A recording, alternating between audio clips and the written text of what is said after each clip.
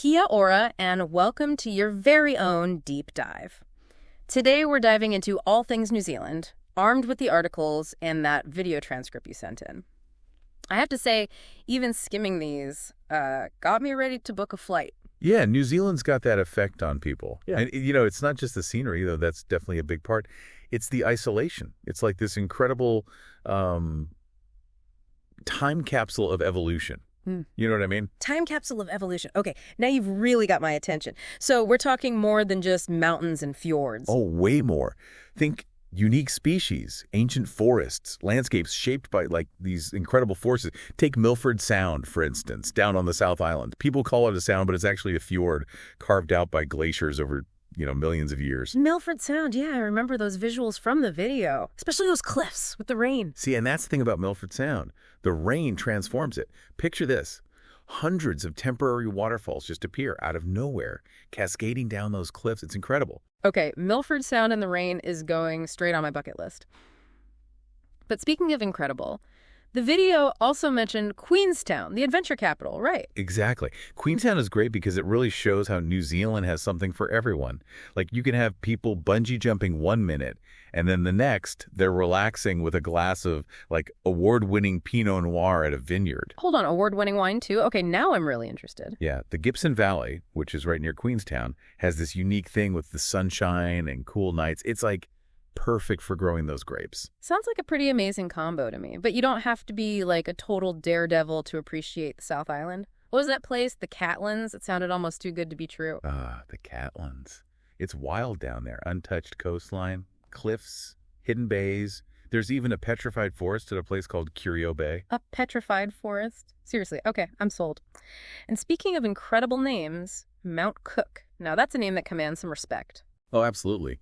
Mount Cook isn't just a mountain. It's like this legendary challenge for climbers. The weather's unpredictable, and the terrain, let's just say, it demands respect. So maybe not a beginner's climb then. Maybe we'll stick to admiring it from a distance. Yeah. The video mentioned Lake Tekapo as a slightly more relaxing experience. Lake Tekapo is stunning. Turquoise blue water, the southern Alps in the background, and that little church on the shore, the Church of the Good Shepherd. It's picture perfect. And a stargazer's dream, right? I think the video mentioned something about the night skies there. You've got it. It's part of the Aoraki Mackenzie International Dark Sky Reserve, one of the best places in the world to see the Milky Way. Wow, so it's all about those incredible views. Day and night, we've covered glaciers, mountains, even a petrified forest. What other natural wonders are waiting for us on this deep dive? Well, you can't talk New Zealand without talking glaciers. Fox Glacier and Franz Josef Glacier are really something else. What makes them so special is how accessible they are. They're closer to sea level than almost any other glacier. So you're saying I don't need to be a mountaineer to get up close and personal with a glacier? Exactly. You can take guided walks, even helicopter rides if you want those breathtaking views from above. Count me in. Although we might need a bit of a break after all that. What was that park again? The one the locals said to visit in the spring or fall? Abel Tasman National Park. Yeah, that's it. Great choice, or should I say great recommendation.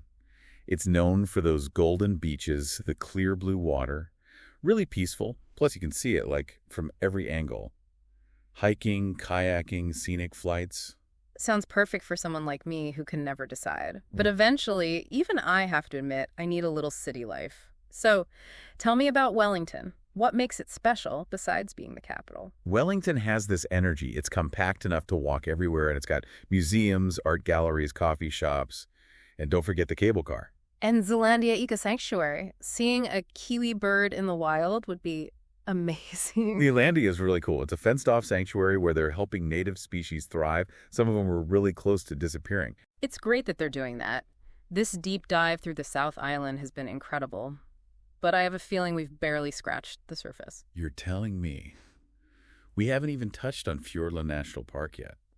Or the Kepler Track, which is supposed to be one of the most challenging but rewarding hikes in the country. The Kepler Track, that's the one with a crazy amount of elevation gain, right? Over 1,400 meters. But the views from the top on a clear day, totally worth it. You've convinced me. Challenge accepted. But maybe after a quick nap, because next up, we're heading to the North Island. And what a North Island it is. Get ready for a total change of pace as we cross Cook Strait.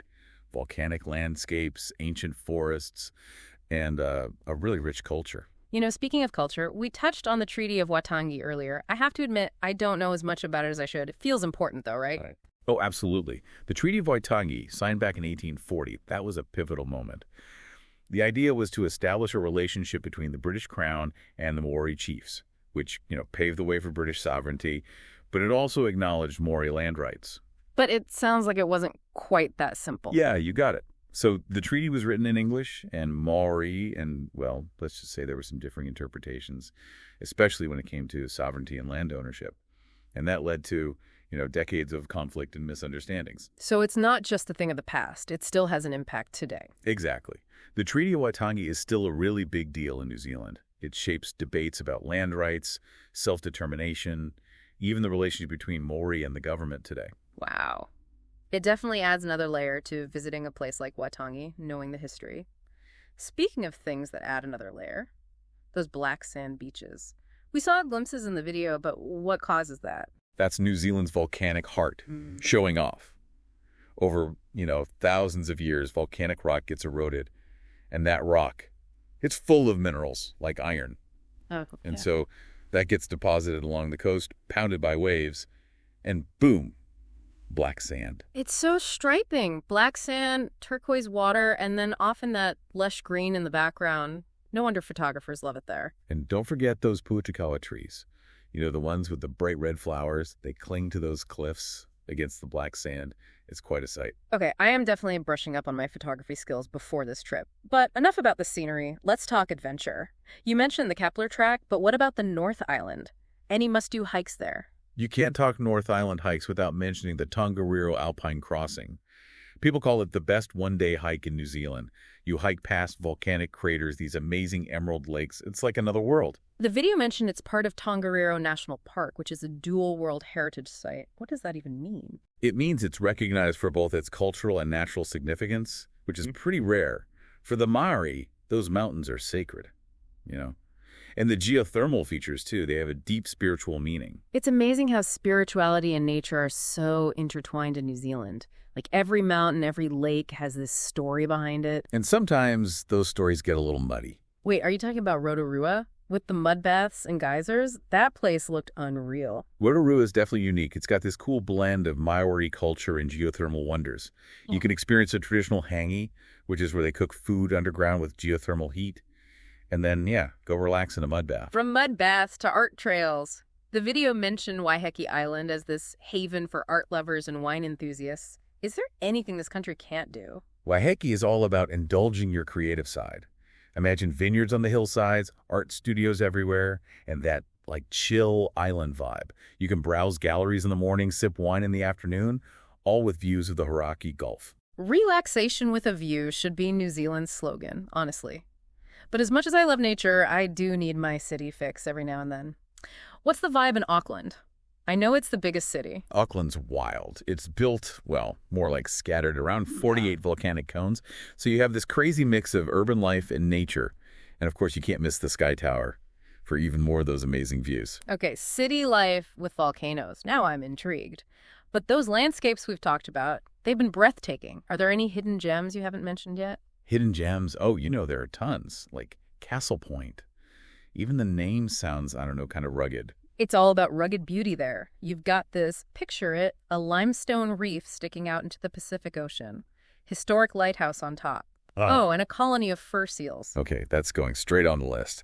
But from the rugged coast to something a bit more, spread out. What about the Bay of Islands? Those 144 islands, it's like, how do you even choose? You really can't go wrong in the Bay of Islands. It's perfect for, anything you want, really. Yeah. Sailing, diving, kayaking, or just finding a beach to relax on. Each island is a little different. But it's not all, just relaxing. You got Waitangi, which is, really important historically. Right, Waitangi, where they signed the Treaty of Waitangi. Definitely a key part of New Zealand's story, as we talked about earlier. Exactly. Visiting there really helps you, really grasp the complexity of New Zealand's past and present, too. It's amazing how even the most beautiful places have these layers of, history and meaning. Speaking of beautiful, what about the Coromandel Peninsula? The video made it seem so peaceful. The Coromandel is where, Like, Kiwis go to escape. Imagine beaches, rainforests, cute little towns where you can just, like, sit at a cafe and watch the world go by. Sign me up. Although I do love a good adventure. What about those people who are, like, looking for that thrill? Oh, if you want a real adrenaline rush, you have to try canyoning in the Coromandel. Bruh. Rappelling down waterfalls, jumping off cliffs into the water. It's amazing. But maybe not for everyone. Canyoning in the Coromandel. Okay, that's going on the bucket list for sure. Let's switch gears a bit, though. We've covered the scenery, the history. What about Maori culture? What are some things we should keep in mind to be respectful visitors? Such a great question. For Maori people, their worldview is all about connection.